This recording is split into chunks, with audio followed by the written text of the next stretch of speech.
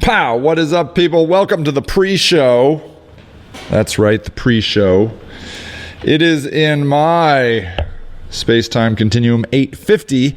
That means in 10 minutes exactly, the main show will be beginning. And so if you don't want the pre-show, I'm not holding you up with this. It's not a threat. Just, I can't skip AdWords. We're going to be talking about AdWords in 10 minutes. You know what? This reminds me of something. I gotta, never mind. All right. I will tell you this. Okay. So, tomorrow is my official quit smoking, quit coffeeing day. Happened July 9th, 2003. That's some time ago. What is it now? 2015. So I don't know, a million years ago? Pretty sure it was something like a million. This was not what I was going to talk about in the pre-show, but I'm going to. It's exciting around here. There's a lot going on. So what is that, really? 13 years? In 2013, that would have been 10 years. So it's now 15. I'm going to say 12 years. That's it. 12 years. I have not drank, smoked, or coffeed for 12 years. I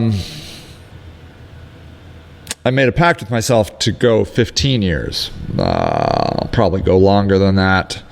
And the reason is because of this screwdriver right here. See this screwdriver? You probably don't see it all the time when I'm doing these shows, but I'm almost always messing with something in my hands, like this screwdriver, or I have paper clips. I've got a little knife. I like the tactile.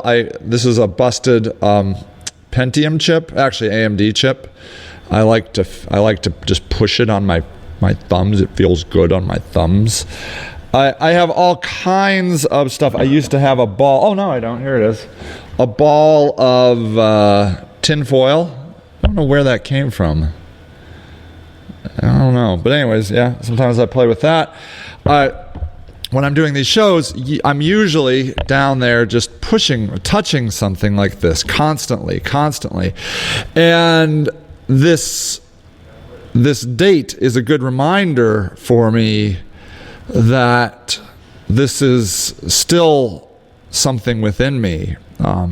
It honestly was probably within me before I started smoking and drinking and coffeeing. Is that what you do? Do you coffee? I drink, I smoke, I coffee. I don't know. It doesn't have a verb. I'm going to say I coffeed. Yeah, that's all I can come up with. Why does coffee not have a verb? It should have a verb. I watered. I don't understand why smoking and drinking, I drugged. See, that's a weird one. I was a druggie. I was a coffee-y. Anyways, 12 years later, I am still with this. And then it's not uncommon for me to take a stir stick and chew on it. My mom, still a smoker. My dad was a smoker. I think they were also pretty big drinkers in their day. Big coffee drinkers. I just think it's in my hard drive somewhere to do these things. Not only do you see it, growing up, but I don't know. I mean, I feel like there are things that get passed on. If eye color can get passed on, and balding can get passed on, why can't the desire to drink too much get passed on? In fact, they say it does, I think, right? I'm not an expert in that. But at any rate, I told myself that I would go 15 years. I'm only 3 years out. I will probably never. The coffee one is pretty good, but then I'm a little nervous. See, my coffee was my gateway drug. Sorry, this is tea. I switched to tea. Tea and Diet Coke, those are my drugs. I would drink a pot or two of coffee, and then, of course, I'd have to smoke a lot, and then I'd smoke all day, and the next thing you know, I'd want to drink, because drinking and smoking go great together, and it chills you out from all the coffee you drank. See? Gateway drug. Pretty proud of it. Pretty proud that I quit those things. What it did for me was it made me realize that, like, it took me, after that date, after July 9th, it took me a long time to feel like I was just getting back to the point zero, like where I was not living in a deficit, that I just was going to be human. You have to get through all of that, and then after that, I felt like I really could start to live my life. My whole life revolved around when I was going to drink, because drinking's, it's that powerful. Like I drank on Friday night starting at 3:30, maybe 4 if I was really busy, and then, and Wednesday nights and so on. And so when you're held hostage like that, your life stops. I mean, everything stops. Everything revolves around drinking. Or when you're going to get your next cigarette, especially on an airplane, where will I be smoking next? And so it's very freeing to not have to think about where I'm going to smoke and when I'm going to drink. And, coffee is everywhere. That was, I don't think you can always drink coffee. So that wasn't a big issue. Drinking too much coffee and then having to go to the bathroom, sometimes an issue if you're on an airplane or whatever. But anyways, really thankful that I was able to do that, and so there you go. That is coming up tomorrow, and I don't know that I have any moral of that story. I guess the reason I was going to talk about something completely different, but then I started touching this, and I'm like, hey, isn't my quit date coming up? And it is. And so there you go. I don't believe life needs to be a continual set of hurdles to overcome. You're fine the way you are. There's no reason to beat yourself up, to chastise yourself. God loves you just the way you are, whatever way you are, and that's important to remember. And whatever God means to you is that you're just loved. There's no like. There's no like, well, if you did that, then you would be accepted by the universe. No. You are accepted by the universe. The universe put you here, made you out of stardust, quite literally. So you're in the club. No matter who you are and what you do, you're already in the club. And so you owe it to yourself every once in a while to just remember that you've been accepted into the club. When the day you were born on this planet, and the fact that you're still on this planet means that you're in the club and you're cool. Everybody's cool with you. The important beings are cool with you. And every once in a while you should take the time to remember that, you're cool. And quite honestly, when you start to feel that way, once you feel cool about yourself, you oftentimes can then open yourself up to progress. But beating yourself up constantly is not going to help the matter. There you go, 10 minutes of something I didn't plan to talk about, but now my chops are all set up, my mouth is I got the carburetor all blown out. It's kind of wet outside, a little moist down there in my throat. Without further ado, hey, what's up everybody? Welcome to the Sage Rock system. Today we're talking about Google AdWords. We are on the thrilling ride of the summer digital marketing workout. An 8-week, fast-paced, get yourself in marketing shape workout. We've done Google Analytics, copywriting for the web, and now, Google AdWords, pay-per-click advertising. That's the next two that we are going to be talking about. Here, let me show you here. So the deals are this. This is the deal here.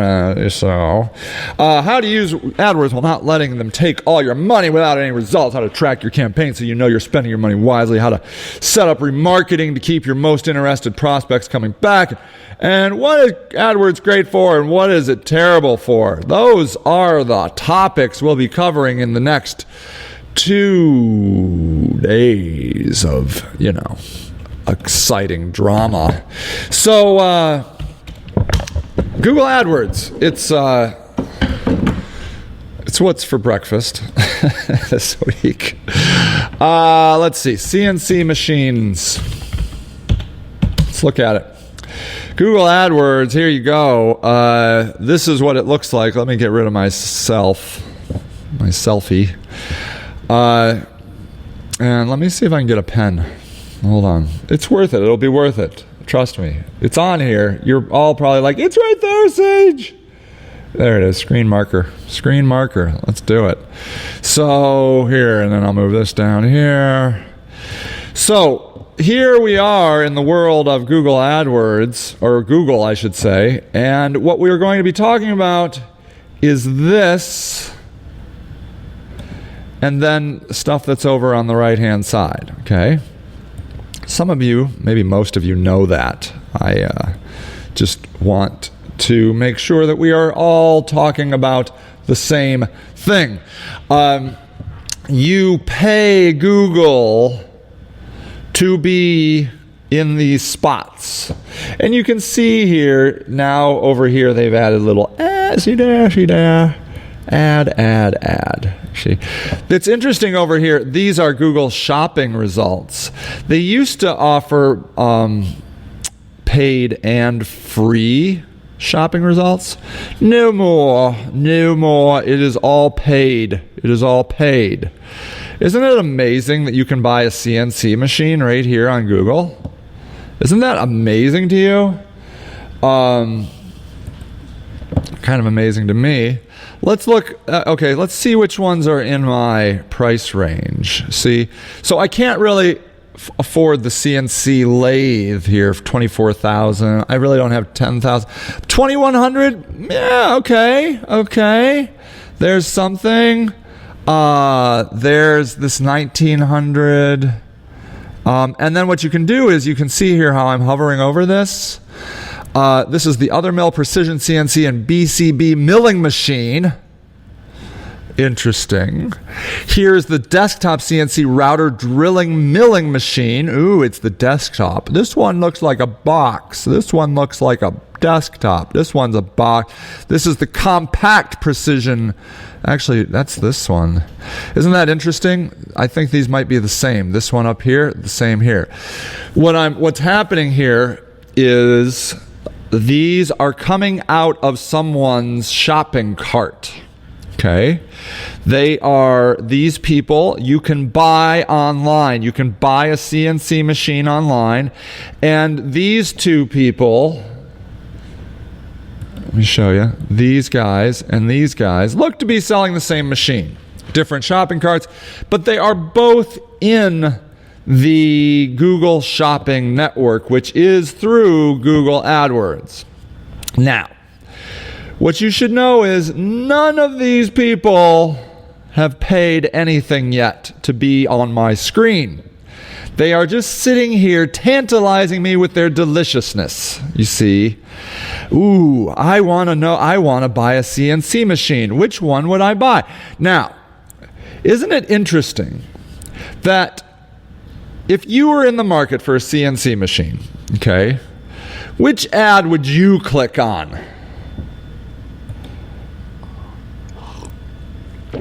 I'm inclined to think I might click on the ones with the pretty pictures. Now these cost more, probably. These technically are above, these are the first 3 spots. If you look at the top person up here, burntables.com, and when they looked at their AdWords stats, they would see that they are, probably averaging about position 1, right? Or I don't know, but that's what this is. This is position 1 up here. This is position 2, this is position 3, and then you have shopping over here. See? So that is typically how it works. But I find it interesting because a lot of times people think, well, I want to be in the top position. I want to be in 1, 2, or 3. And maybe you do, but you also might want to be in shopping, because those things are delicious. A picture is worth 1,000 words, ladies and gentlemen. And like that other mill one. So you see here, like, do you see this? Like, I'm like, wow, that looks awesome. That's like, this one right over here, for example, doesn't interest me. I don't know why. Because you know why? Because I don't know anything about CNC machines. That's why. But then you could see here, like these. So for whatever reason, I'll tell you why. The reason is because these remind me of these those 3D printers, and I'm like, oh, I'd like something like that. They look like the cool 3D printers. But then look at this. Do you see this little check marks here? See that? This is what is that? I think that's like a Google trusted store. Okay. So do you see how these guys here, if I'm looking at this listing up here and I'm looking at this listing here, so first of all, for me, the top 3 are out because there's no pretty picture.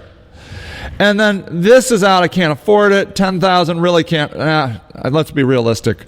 But then, these other guys, this one, this one, this one, and this one are like, yeah, maybe $4,600. My wife would kill me if I came home with a $4,600 CNC machine with no clear business plan. But, could happen. I'm selling my van maybe today. I could afford that, right? I could, see there? I could sell my van and then buy that $4,600 General International iCarver CNC machine. That's what I'm talking about. People. But then this one right here with the check mark, because they're a trusted store. Do I, even as a professional, know what that means? No, I don't. But it is a check mark with colors on it. It looks like Google says they're good. So you know what I'm going to do? I'm going to click on it. Here you go, ladies and gentlemen. And you know what's going to happen when I click on it? Pow. I just took a little bit of money out of their coffers. Out of their coffers I took. Yes, I did.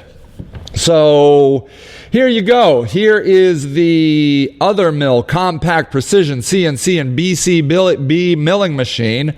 I don't know what a BCB, I don't even really know what a CNC machine is, but you know what? They got a video. Let's watch it. Come on. All right. We had the other mill in briefly. Wow. See right there? Did you see those people? Of our Permaproto, we're calling it the Permaproto Blackout.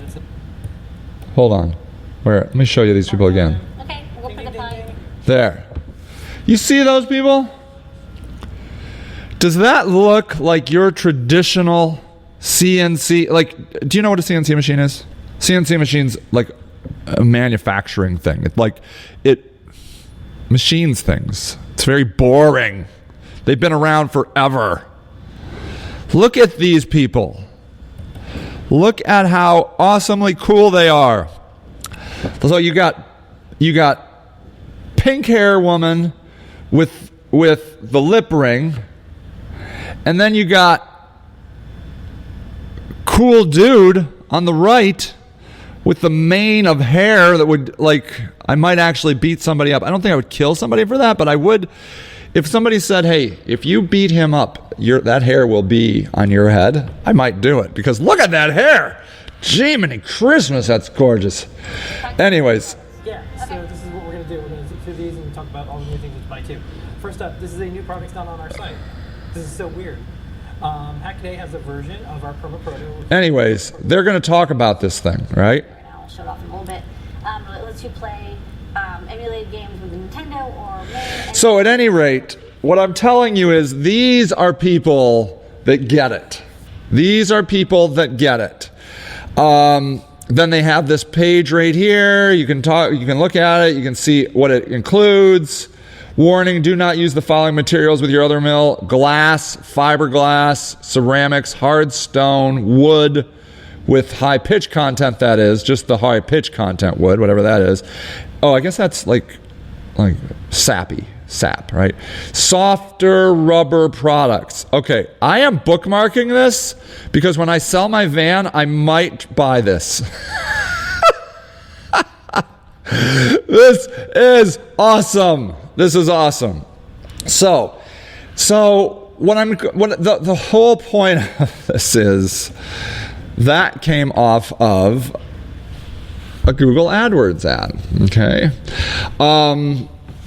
And let me go right here. Do you see this one? The $24,000. No one's going to buy. I can't tell you how many times I've heard this in my career. No one's going to buy that online, Sage.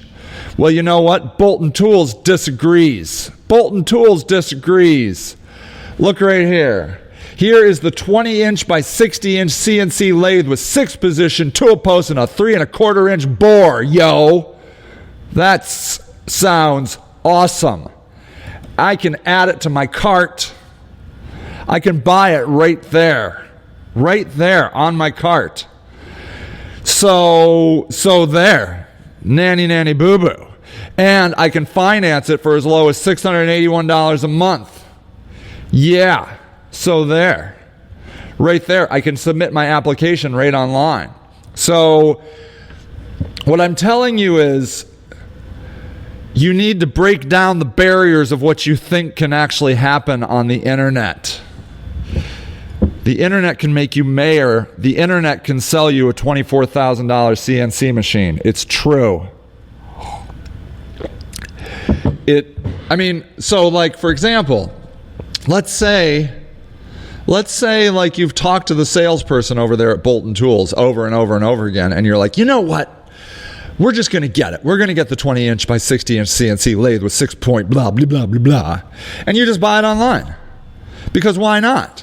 You don't need to talk. You don't need to call somebody to say, I will buy it online. I will buy it. They can just press the button.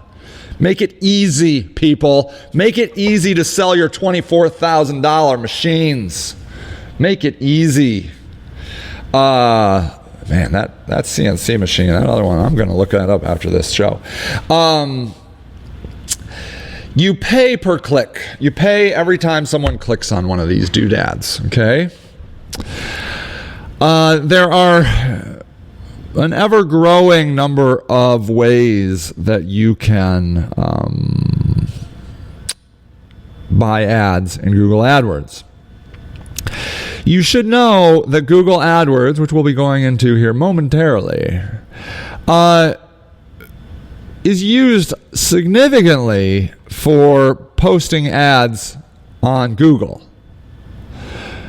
But it also enables you to put video ads on YouTube, display ads on all sorts of websites. You can have like call ads where you get charged if somebody actually calls you. You can look at what Makino did here. You see this? Makino and their ad added their Google Plus page to the ad. The Knox Machinery people added site links to their ad. And you know why? Because it makes your ad bigger. It makes it stand out. You can add links to reviews, all sorts of things that I'll show you. Okay?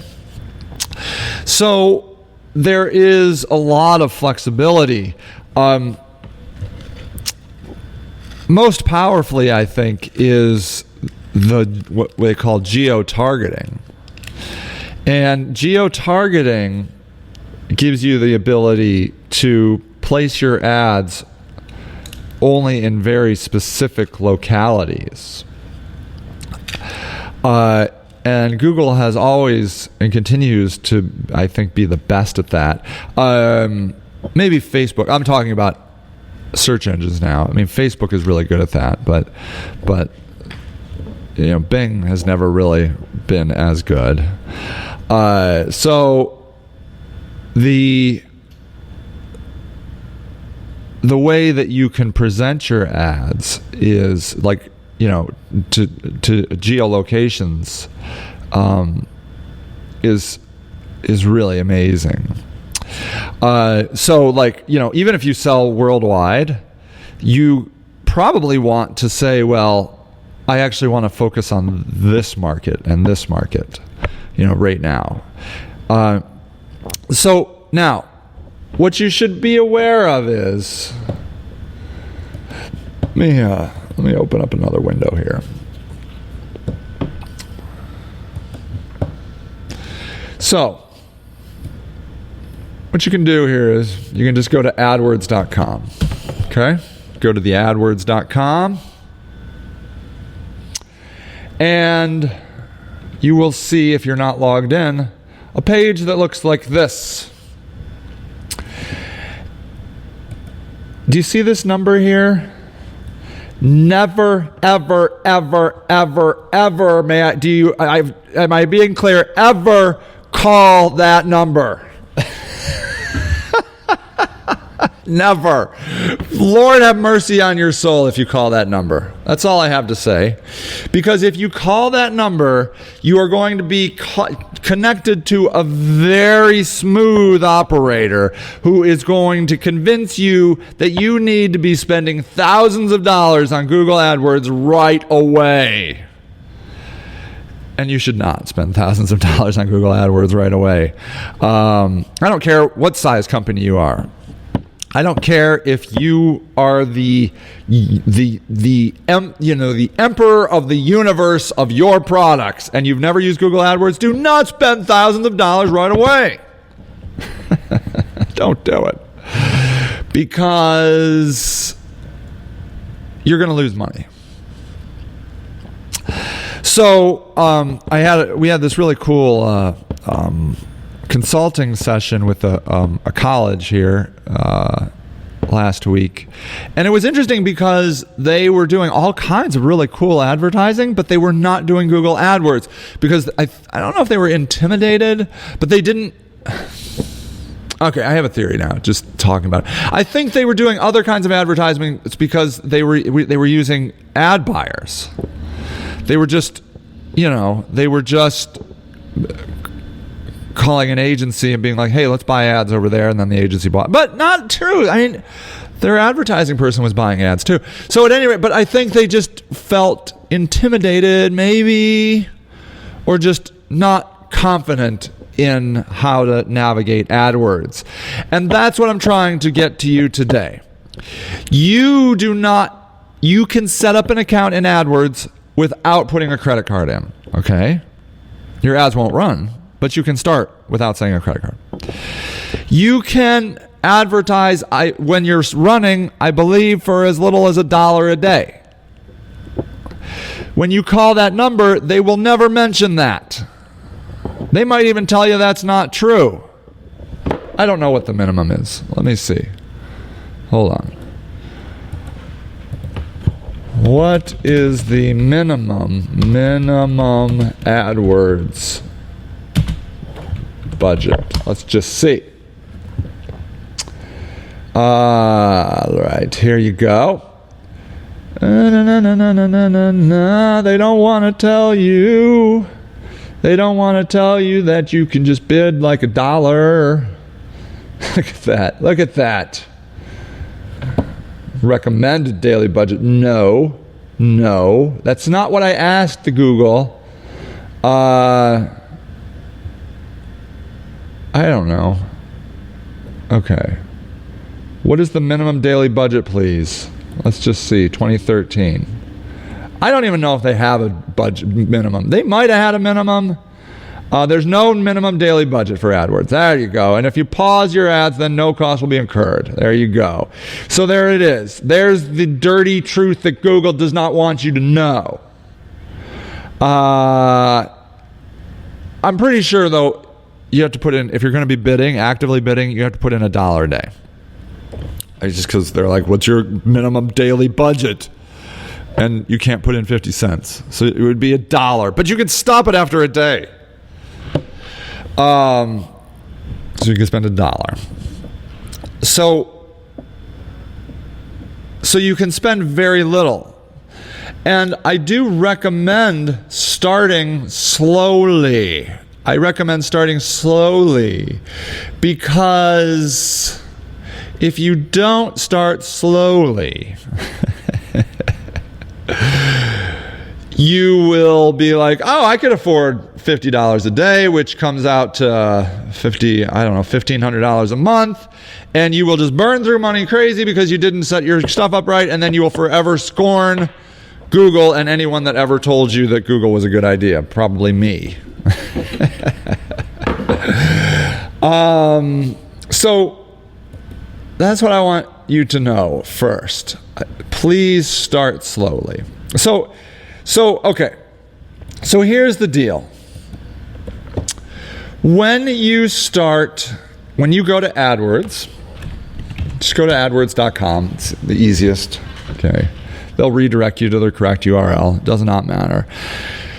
You get one Google AdWords account per Google Gmail account. Okay? Those words sink into your soul. You get one Google AdWords account tied to one Gmail account.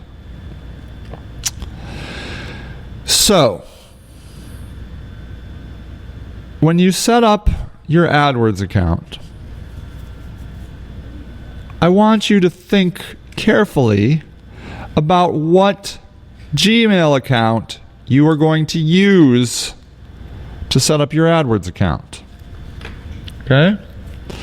Because once you connect it, I don't know that you can unconnect it. I could look that up. It doesn't matter. Just assume that you can't disconnect it. Okay?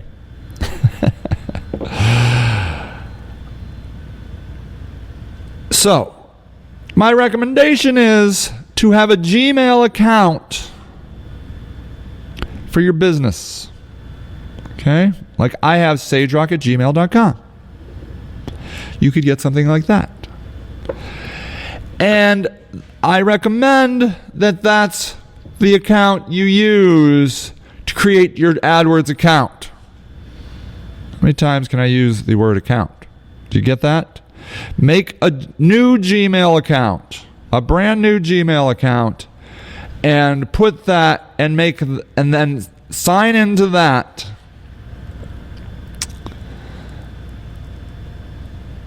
And then click the Start Now button. Okay? Okay? Feeling me? Feeling me? Okay. So here, let's get started creating your account.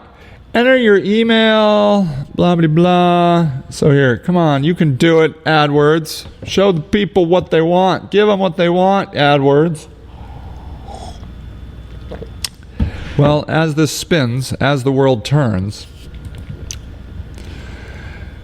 you will see here it says, enter your email, time zone, country, and currency. You won't be able to change them. My man! Still do this. Gregalicious. Not in your world. I think it starts at about 9:30 for you these days. So that's good. Come on down if you want. Okay, good. What do you got in there? Something delicious? Nuts. Ooh, nuts. Love it. I don't know why this is just spinning and spinning. do not jot down your time zone and currency because you can't change it. You can't change it. Okay? So, there you go. That's how you're going to log in. Okay? Does it really matter if I picked Pacific time? It's just how the reports are going to be shown, right? No. Oh, my Lord. Thank God you came at the right moment. Why? What'll happen if I put in Pacific time? If you choose to do day parting. Oh, day parting. Then I'm going to have to do it based on whatever time Pacific zone time zone. Yep. It's just easier if you click the right time zone. Yeah. Now, if your company is across the country, you probably want to pick the time zone of the person doing the marketing, right? Yep, you're welcome. Just in the nick of time. Yeah, swooped right in and saved the day. Woo. Good job, my man. Good job. So there you go. I told him to set up a new email account, Gmail account for the. You think that's a good idea? Yeah. Okay. Good. Okay. God. So now what I'm going to do is I'm going to go over and I'm going to log into my SageRock account just so you can see what it looks like as just a regular old account. Okay. Sign in. Here we go. I will sign in with this. There you go. And so here we have an account. It's coming. Believe it or not. There you go. And it's going to look, once it stops spinning, like An account. an account. Why is it so spinny today? I don't know. Low inner tubes. The inner tubes are slow. Yeah, probably. Maybe I showed up. No, man, it was slow. Maybe it's like, wow, bandwidth, double the people. That's right. There's too many pixels. So, all right, you know what? That's boring. I'm over it. I'm going over here where it works. Okay, so let me show you my mom's account, Akron Dog Sitting. Please, Lord, have mercy on my soul. Okay, so this is what an account would look like if there was nothing, if you had just logged in. I think it would say something like, add a campaign, right? Yay. So what you need to understand is there is some hierarchy, okay? Authorita, that's all. We all have to accept a little authority in our lives, as much as I don't like it. But just a little. You just have to understand how it works. You just have to work in the system. There are campaigns. There are ad groups. There are ads. And there are keywords. Now, campaigns are the head of it all. They are the king of AdWords. And you should think, maybe, let's play this game. Think of a campaign as different lands that you need to govern over. Like you could, like you would, or it doesn't have to be a king. It could be the governor of Ohio. A campaign could be Ohio. A campaign could be Texas. A campaign could be California. Mm-hmm. And they all have different budgets. Mm-hmm. And that's important to know. Okay? Or if you are the ruler of the earth, a campaign would be the United States, a campaign would be Great Britain, a campaign would be Canada, and they would all have different budgets. If you were the ruler of the solar system, you would have a campaign of Earth, a campaign of Jupiter, a campaign of Mars, and they would all have different budgets. Basically what I'm saying is campaigns govern the budgets. And location. Oh, really? And location? Yep. What does that mean? That's cool. You mean? What do you mean? What does that mean? A location is a place where you are. Oh. So like geo-targeting. Sure. Yes. Oh, okay. is that so? Is that word instead of Oh, location. I'm sorry. So you're saying at the campaign level, if you want to target a specific area, you would do that by campaign. Awesome. I'm so glad you're here. I didn't know that. So there. Anything else that it really governs? Auto bidding. Bid type. Bid type. We'll talk about that. Yeah. But I guess. Those are the big ones. Yeah. Budget, daily budget, that is, overall daily budget, and if you're targeting specific locations, the big ones, and then bid types, which is a little more confusing. Ad groups fall under campaigns. So now, this is where my analogy falls off, because they do not control budget. Okay, so if you are Columbus, Ohio, and your departments have budgets, and you dole it out. Like if you're Ohio, you're like, well, agriculture gets this amount, business development gets this amount, infrastructure gets this amount. But it's at the campaign level. Is that true? That you can't. It's all on or all off, isn't it? You're trying. I'm sorry. That was too. Darn it! I was saying so good.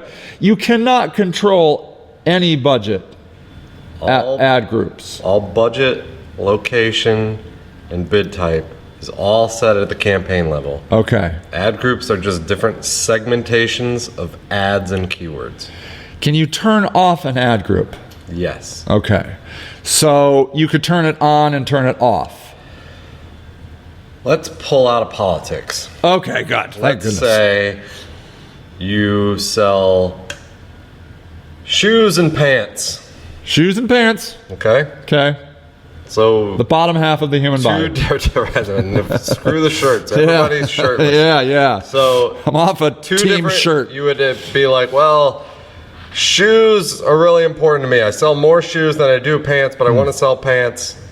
So I'm going to have a bigger budget for shoes than I am for pants. Yeah, I just love you have pants. Two different campaigns. You have Okay. a shoe campaign Shoe and a campaign. pant campaign. Okay. So inside of the shoe campaign, Yeah.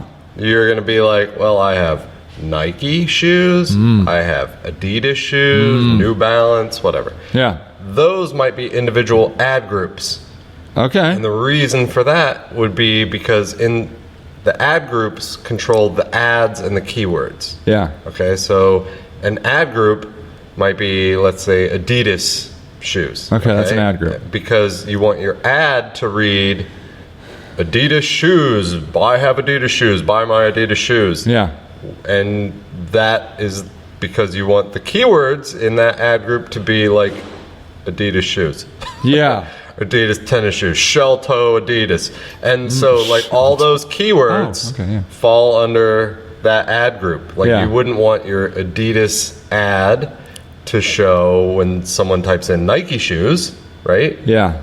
So all of that is controlled under ad groups. Did I just complicate that more? No, that was awesome. So yeah, different shoes, but you could also make those different brands of shoes campaigns if you wanted as well. You could, indeed. If you wanted. Indeed. If Nike sells way more than New Balance. If you want to have a different budget for a different brand of shoes or different product types, then it has to go to a different campaign. Can you start it like shoes and pants and then be like, oh, I'm actually going to break out Nike as a campaign now? Of course. You can do that later on. Yep. Okay. And you can have tons of campaigns if you wanted, right? Yep. And you can have tons of ad groups. Yep. Tons of ads. Yep. Tons of keywords. Yep. So ads. I mean, it's really in the name. So if you think of it as like, I'm running an ad campaign. Okay. What is my ad campaign? What is the budget for my ad campaign? Yes. Right? Like Yes. you're just like, I got this pamphlet I want to sell. Yeah. right? You know, like, what's my budget for selling this? Yeah. And then you're like, okay, well, there are different ways that I could target people. Yeah. That's by the keyword. So you can kind of be like, oh, well, there's this keyword and this keyword and this keyword. Yeah. And then you're like, how do I group what do I want? So if you kind of think of it from the bottom up. Yes. Like, so you're like, if someone types in this keyword, what's the ad that I want to show them? Someone types in, yes. Right? Yes. And then, okay, well, there are multiple keywords that I would all want to show this one ad. Yes. Right? You know, Yes. like I'm selling this thing, so I want to show them all this ad. Yes. And then you're like, okay, well, then there are these keywords that I would want to show this ad. Right. And so those are ads that you want those grouped together. So ad groups. Ad groups. But they might all fall under a single campaign. Like shoes. Sure. Or Nike. Yeah, or whatever you want. Yeah. So it's just it's just an organization. Yeah. And ads and keywords are both grouped under ad groups. Is that right? Yep. So you can have, let's say you have your keyword is Nike shoes. Okay. Right? And you're like, well, I got this ad that's pretty cool, and I have this ad that's pretty cool. But they're both Nike shoe ads. Yeah. Oh, that's still one ad group. And you're going to be like, okay, well, I want to test those then. I want to have two ads for the same keyword, and we're going to rotate them evenly. So sometimes some people see this one ad, and sometimes people see this other ad. Yeah. And then over time, we'll figure out which ad was actually better. Nice. All right, so cool. That's ad testing, but it's all under one ad group. Love it. Okay, good. So let's just press this ad campaign button. So now we get into, this is like I feel so bad for humanity when they click that button and then they get these 5 options and you're like, oh my God, I'm just going to go home. So it's not that bad though, party people. You can handle it. So when you press that button, you will see these 1, 2, 3, 4, 5 things. What I want you to really understand right at the moment is search network and display network. Okay? Search network is a search engine, like Google. You type in CNC machine, and a result is shown. A display network is where you show them a banner ad. You just have to get in the nomenclature, the words. A search ad is for search engines, and display is a banner ad. We just call it display in our banner ad shown.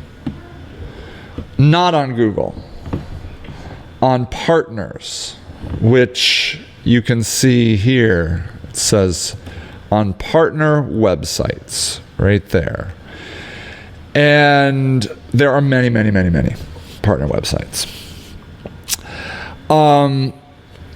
If you notice, the top one is at the top, which benefits Google, in my opinion, more than you.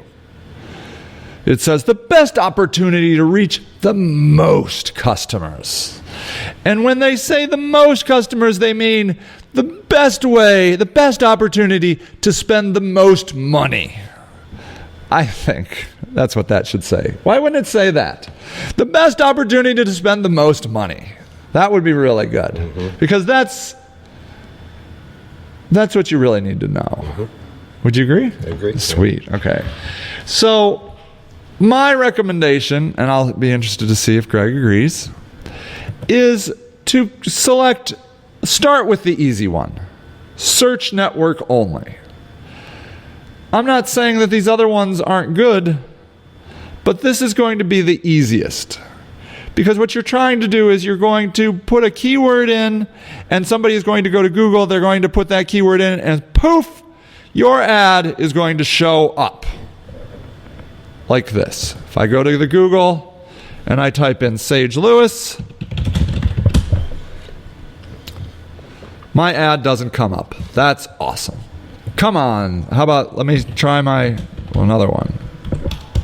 No, Oh, I was messing with my ads. Never mind. So at any rate, if you put in an ad, oh, how about this? Akron dog sitting. Let's see if my mom's... There she is. There's my mom. Right there.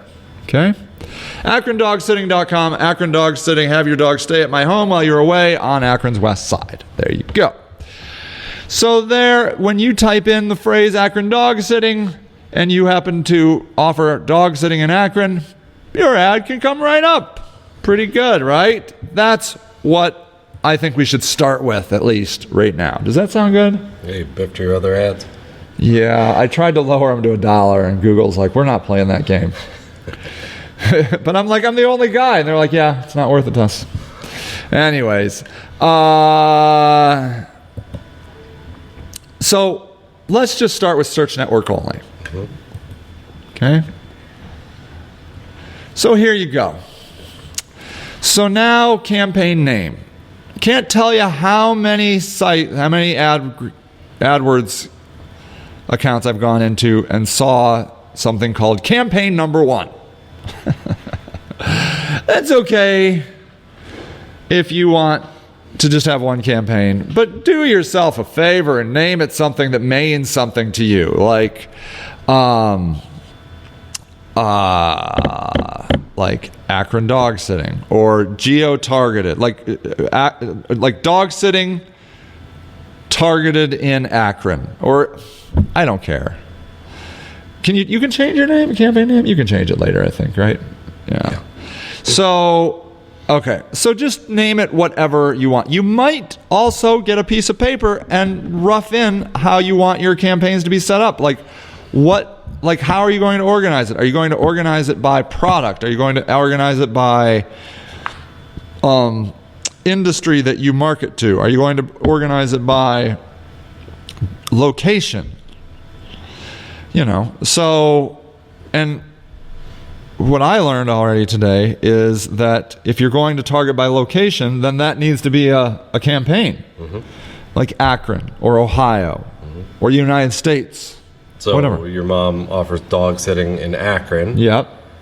I'm imagining that it's probably the campaign that exists is geo-targeted to Akron. It is. However, if she wanted to expand her reach and go, try and get some people from Cleveland, she would probably have a second campaign that was probably called Cleveland dog sitting. Yeah. Or she wanted to get into cat sitting or bird sitting. There you go. Yeah. So she doesn't, by the way. I don't advise bird sitting. No. That sounds terrible.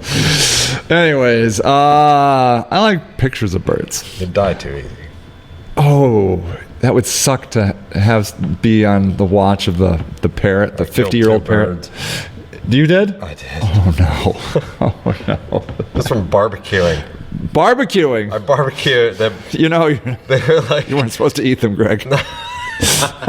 You weren't supposed to eat them. No, they were on my back porch. Yeah. Which is like the screened-in porch. They were chilling, and I was in the back, outside of the porch. Yep. Barbecuing. Yep. Got a little too smoky for it. Wow. A little too smoky. Well, that's just natural selection. That's all I'm saying is if I was watching some birds, I'd be like, run into the pet store and buy some new birds, replacement birds. I don't know how they survive this long. Like they put them, the canary in the cave. Fly away. Yeah, it's ridiculous. Canaries don't actually live in caves. Oh, I see. Trees. Where the air is clean. Or they can just fly away. Like they're coughing and they're like, I gotta get out of here. I'm out. This place sucks. Yep. Putting them in a cage in a cave. It's not what they wanted. It's not. Okay, I'm learning so much today. Yeah. Okay, now, what do you think about all this complication over here, Greg? I don't know what to do here. Standard, all the features. Okay. What do you think? All right, you always click standard. I do.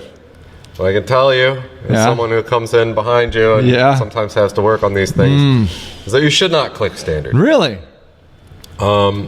So here's just a default thing when dealing with Google. Okay. Yeah. Google rewards people who are curious.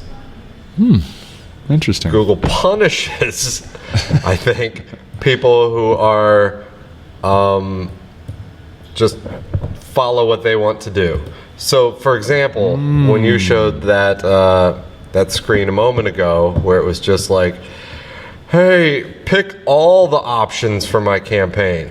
Like, do search and display." And you were like, "Well, that really should just read, how do I give Google the most money?"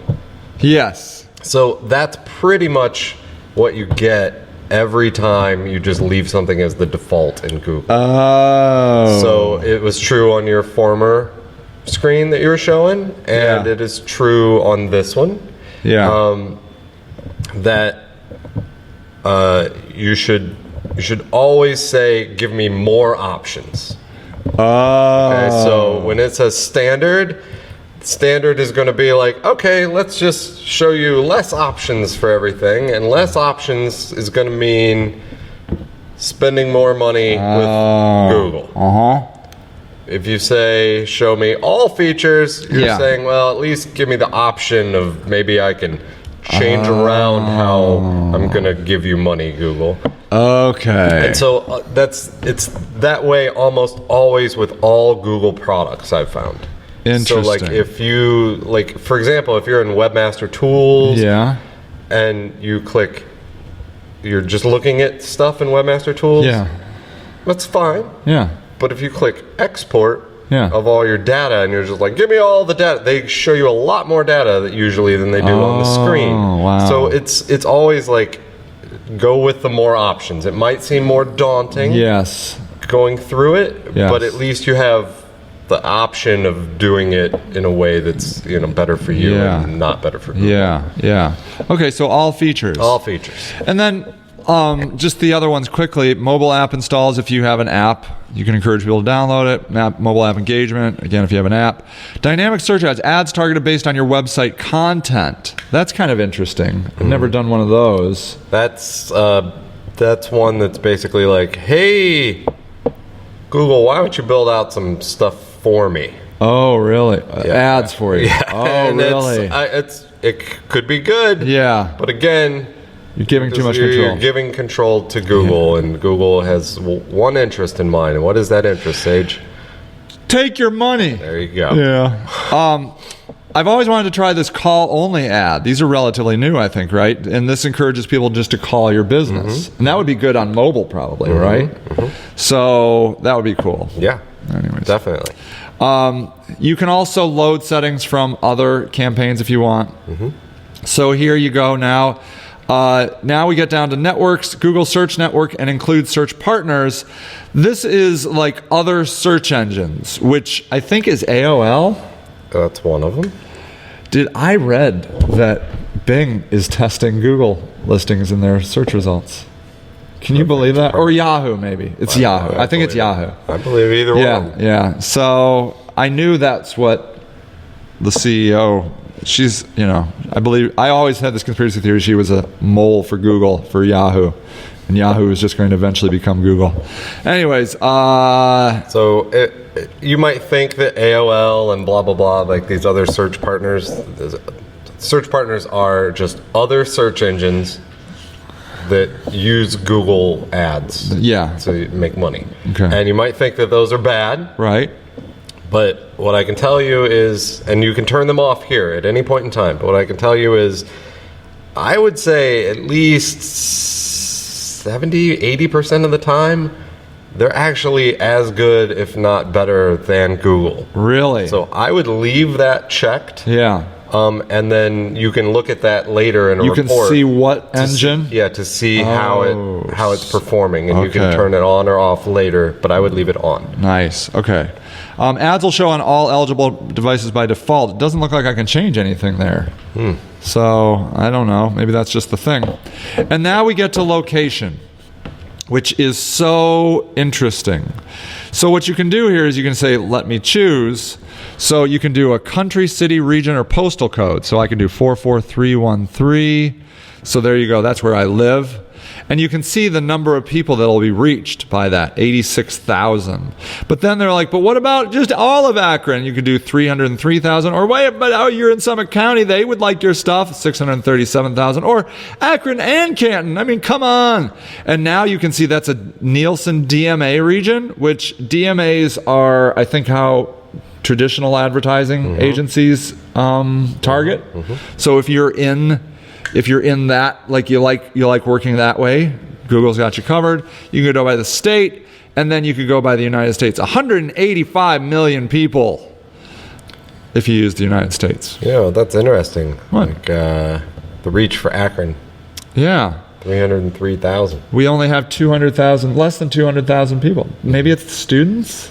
I wonder, like, if they're counting other things, like, you know, students, like you at work is the same person as you at home. Oh. But you're coming across multiple devices and multiple locations, but you're still in Akron. Yeah. You know? So I wonder if they're calculating the reach like that, because that's a full 100,000 people more than what we have here. Yeah. But they're saying they're going to reach that, and I actually believe it. I believe it too. Yeah. So people that are maybe here, they don't live here full time, but people that work here, yeah, people that work here and live here, people that live here, people that study here. I think that's interesting. Pretty interesting. So what I like also is I like the fact that you can exclude it. One time I had a client that said, I don't want my competitor, that's like right next door, to know that I'm doing this. Can I exclude all of New York City? And sure, yeah, exclude it. And then you can do nearby. So like if I do nearby. So now what's going to happen here is now I click nearby and you're taken to this map. And this maybe is daunting, but it's not that bad. Well, this, again, just to kind of reiterate my point from a moment ago, actually gives you more options because you were curious. This gives you more options than you had on the last screen. So this allows you can see up at the top there, radius targeting, location groups, bulk locations. That's way different than what you were seeing on the last screen. Yeah. They didn't even mention it on the last screen. Yeah. They just want to make it. They just want you to be like, okay, you want it here? United States. Put it in. Yeah. Give us more money. You can paste up to 1,000 locations at a time in here. A country code for this set of locations is required, so that's the U.S. Location groups. Location groups are a set of related locations you can target each specific location or customers. Choose them. So, I don't know why that's not working. Oh well, doesn't matter. Then radius targeting. Look at here. By so I could say, all right, I want a. Okay, let's do someplace exotic. San Jose. Okay, so let's take San Jose. And then you can see here, like, this is 20 miles, a 20-mile radius around San Jose. And you can see here I've got Mountain View, but I don't have Pleasanton. And I'm like, we got to get Pleasanton. But look, by all means, keep going with this. But like on the right-hand side, when you type this in, you can see here that it also breaks it down by county, congressional districts. Like there are so many different ways of targeting in here. Yeah. It's not as ridiculous as it used to be. Yeah. But I mean, actually, I think it used to be better. But there are a lot of different ways of breaking down this data that they do not just come right out and say you can do. So if you're running for Congress, congressional district. You're right. I mean, the more that you dig through this, the more you're finding here. Yep. And so it's very powerful. Yeah. And so you can see here now I've added, now I wanted to get Pleasanton, so I did, and now I'm getting Pescadero, Santa Cruz, and then I can just add it, okay? And so now you can see, if you scroll down, selected locations, so here it is, I can be like, oh, there it is. And then you could be like, oh, well, but I also want San Diego. And I want a 5-mile radius around San Diego. So then I can do this. So here, and that way you get Coronado, and then you can add that. So now, and then you come down here. So now I've got 30 miles, and you can see the map is showing me. I got 30 miles around San Diego. I'm sorry, about San Jose, and 5 miles around San Diego. And you can just do this and do this and do this. And you can even, like if you were inside of like your 30-mile thing around San Jose and you wanted to be like, okay, well, I want everything, but I don't want Pescadero. Okay. Carve Pescadero out. Let's do that. Let's do Pescadero. Let's do a search. Wait, well, I'll search for Pescadero. Okay, so I can exclude them. So let me see if I can zoom in and show you. Oh wait, did I do it? Oh, so we'll remove it. No, you. Oh, did I remove and remove? Oh, darn it. Okay, let me try it again. Pescadero. Exclude. Okay. All right. So now if I go down here, so there, see? So now you can see Pescadero's out. And what if you click on that little trapezoid looking thing? This guy here? Woo! Then I can just start picking all these different things. Yep. I can, so these are zip codes. So I could be like, screw Ben Lamond. They're out. And I'm done with Swanston too. So you can carve it up a lot. Yeah. But the one thing to remember is that the way Google targets is by where the internet service provider is located. Their Right? ISP. It's the ISP, right? Mm-hmm. So, like, for example, this probably won't mean much to people outside of Akron, but like, you know, we have a neighboring city that's a few miles down the road, like by Ravenna, and our business ISP runs out of Ravenna. Hate that. Even though we're in Akron, we show to Google like we're in Ravenna when we're at work. When I'm at home, I'm in Akron, and it shows to Google like I'm in Akron because that's where my ISP. But so you have to remember that that is a factor in this. That it's not precise to the actual computer at somebody's location. It's precise to where the ISP routes traffic through. Now, if you're on mobile, it is precise to your phone. True. Your GPS. So you should treat it the same. You should treat it like it's to the device. Right. Sometimes it is, like on the case of a phone. But also know that when you're looking at stuff, I mean, I have a client that has a lot of different location-based things, right? Tons of locations in a tightly dense area. And they're like, why is somebody from this area seeing an ad from someone for a different area? And it's just like, well, it's just how the traffic's routed. You know, I can't, you know, there's certain things it's just going to come up. You know? So just understand how it works and you're good. So I'd like to try and get through just this campaign part. Well, we can do it. No, it's awesome. We'll try really quick. So like here you can do location options advanced. Now you'll see that was closed, but you might want to look at it and read it through. Target people searching for or who show interest in my targeted location. Recommended. Always recommended because more money. How about this? People in my targeted location. Okay. People searching for or show interest in my target location. So that could be like, say, somebody that's looking to relocate, maybe? So the difference between these things, just briefly, is if, say, I'm in Akron, Ohio, and I type in, like, shoes in Akron, or, you know, replace my furniture. I don't even know what I'm talking about. In Akron. If I use Akron as a qualifier term, that's people searching for or showing interest in that location. If I'm in Akron, but I just type in shoes, that's people in my targeted location. So, do you have a preference of which one you use? I actually tend to leave it for both. And then I would break those out into separate ad groups. Like one that has keywords targeted for that and one that doesn't. So you capture all the traffic. But you're divvying it up. Okay. And then you can see languages here. Based on you may want to target pages that use these languages. And they're doing that because this is that California thing. They're saying basically people in those locations speak these languages. But if you don't have a page that isn't speaking to that, you probably, I don't know. Shouldn't do it. Then bid strategy, again, look at their basic options. I'll manually set bids for my click. So you can click it here. But advanced options, it breaks this out and it says you'll set the maximum, and then you can say enable enhanced cost per click. We use your conversion tracking data to bids to optimize for conversions. That's like people filling out your form. We haven't talked about conversions yet, but we will. Focus on conversions, so that's conversion optimizer. So like again, if you have conversion tracking, again, we'll talk about that. And then select a flexible bid strategy.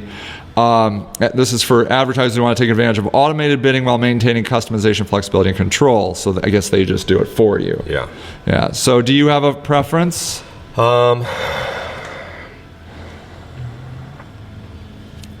I think for most people at this level, I would say manually set your bids. This one.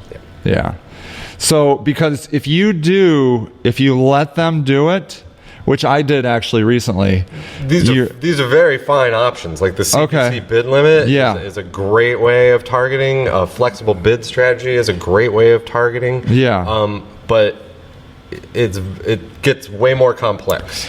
And your budgets start to get out of your control. They can, yeah. So I mean, it just means you're moving forward with a lot more intimacy between you and your account.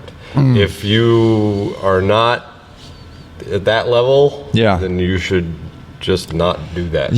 So just it's worth it if you can do it, but I mean.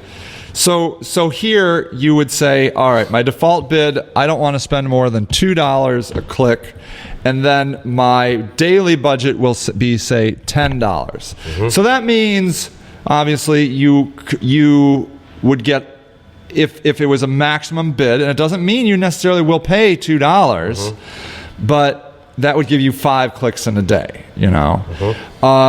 You might find in your market that $2 isn't enough. You might find that it's way more. So when I was bidding on my name was like 16 cents, you know, but my competitor's name was like $3 or $4. And so, you know, these things kind of change, and Google will decide what the actual bid will be. But at least here you can say, don't charge me more than, say, $2. So there's that. And then I guess, all right, we'll stop at ad extensions. We'll talk about them next week. But then delivery method standard is optimized delivery for ads and spending budget evenly over time, or accelerated. Do not deliver them evenly, just burn it. Like first come, first serve. And I do think that the first one, the standard, is probably the best. It's very rare that I would say the accelerated is a better option. Yeah. Very, very rare. Yeah. Unless there was something that you needed to get out immediately. And it was important that it get out like in the morning. I mean, I think that's rare. But if you have something that's like, this goes out at 9 a.m., it's done by 9:30. I need as many people on planet Earth to find this thing as soon as possible. I got to beat my competition to it. I can't even think of what it would be. But then that's accelerated. If that's not you, just do standard. Standard. And then we're going to start with ad extensions next week because they're worth discussing because they're pretty cool. Todd's got some questions. Todd, hey man. All right. I missed that point. How do you advertise to excluded locations so your competition does not see your adverts? So that was, if we go back to, so you can see here, like, this was in locations. And I'm just going to click on advanced search right here. So you'll enter a location. So you could be like, you could say, I could do radius targeting around Okay, well, wait, let's start all over. Let's start with, I'm just going to remove everything. Okay. So what we're going to do is we're going to do radius targeting around Cleveland, and we're going to do a 50-mile radius. Okay. Okay, so you look at that and you're like, okay, that's pretty sweet. I'm going to get Akron. I'm going to go all the way almost down to Canton. I like it. I'm going to take it. So what you're going to do here is it's a 50-mile radius around Cleveland, and you take it. Okay, so now you have that. But now you're like, but actually, I don't want Akron and a 10-mile radius around it. So now you do a search on this. Okay, and what you'll do here is then you will, maybe I can't exclude that. I think you've got a lot of too much stuff. Yeah, okay, hold on, let me try it again. I'll do Akron. Okay, so here is Akron, and I can remove it. Okay, so now, did I do it? Yes, but you've just got a lot of stuff on the screen. Yeah. It's not displaying it properly. Okay. Your theory is correct. Yeah. So and I can exclude Stark County. I can start excluding districts like this. And so you can't, it's not precise to like say, I don't want this one individual person to see this. Yeah. But if you know where like individual person's office is, yeah, you can kind of be like, I want that area to not see this. Yeah. And it works pretty well. Yeah. I would say, he says, how do you block competitors' clicks? You can't. You can't. Now, you can block IP addresses. Yes. So should we talk about that? Might as well, because I don't think I'll touch on it later. So a very common thing.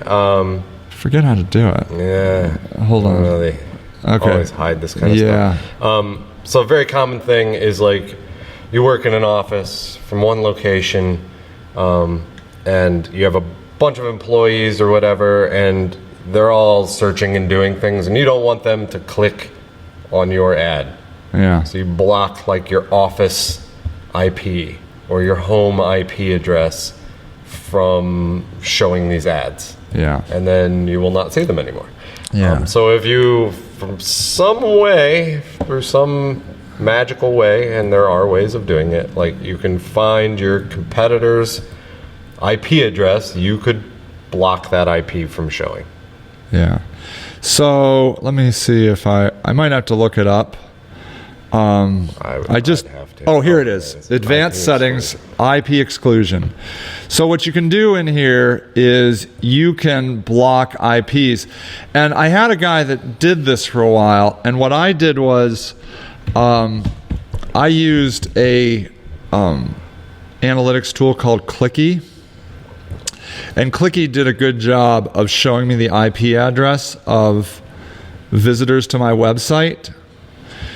Unlike Google Analytics won't do it, right? Nope. So what I can do here is I can go in to this and I can go to visitors, and you'll see here like I can export these out and it'll give me their IP address, and then I can just dump them in here. So what this client wanted me to do was he wanted anybody that came to Google AdWords to never be able to go to see another AdWords ad again. Like, I paid for them once. So you can do it. I think it's overkill and maybe going to hurt you, because I think sometimes people use AdWords as a bookmarking tool. They're like, oh, well, and you don't, that sort of sucks that they do that. But you also, if they're going to buy from you, I mean, you're trying to get customers. Right. So you could do that. I don't know, like, there's all these different experiments and that sort of thing that you can learn about. We can talk about scheduling and that sort of thing, I think. So you can block IP address, especially now if you start seeing somebody, like you're using a tool like Clicky, and you're seeing somebody just come over and over and over again. Through AdWords. Through AdWords, yeah. You could be like, I gotta stop that, and you could put it in there, and that'll stop them. Can you tell what your competition is spending and what keywords they're using? There is a tool that does that pretty nicely called SpyFu. You cannot tell in Google AdWords, right? I don't think anyway. SpyFu would be, I think, its own class. Yeah. It's a third-party tool. Third-party tool. Fairly expensive. Yep. But as a system member, I would be happy to run you some reports from it, right? I mean, sure. So, yeah, if there's something specific you would like research, just email us. Yeah, for sure. Look it up real quick. Yep, for sure. So, so there's that. All right. Good questions, man. Anybody want to do office hours? If not, you can always catch me out on the street. I'm like basically a streetwalker these days with my signs.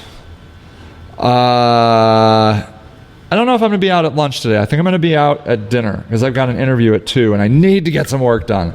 I got an interview at 2 down at the Akron Public Library, and then I think I'm going to be back in Highland Square for dinner. I don't know, unless I should go someplace else. I want to start getting out to other places, but Highland Square just gets me signatures, which is what I need. So, anyways, if you're going to be around Akron, want to hang out with a guy with a sign on the street, because who doesn't want that? Oh, and then hot dogs tomorrow at 5 o'clock. But more on that. Just follow Sage Rock on Twitter for all the latest exciting political drama. And that's it. Anything else, buddy? No? Got a good day planned? Good. Love it. All right, everybody. I will mute myself. If nobody wants to do office, I'll come back. Just put it in the chat. We can do them. If not, I will, after I come back from my T&P, that'll be it. Information. Those are just initials. No, they're not. I'll be back.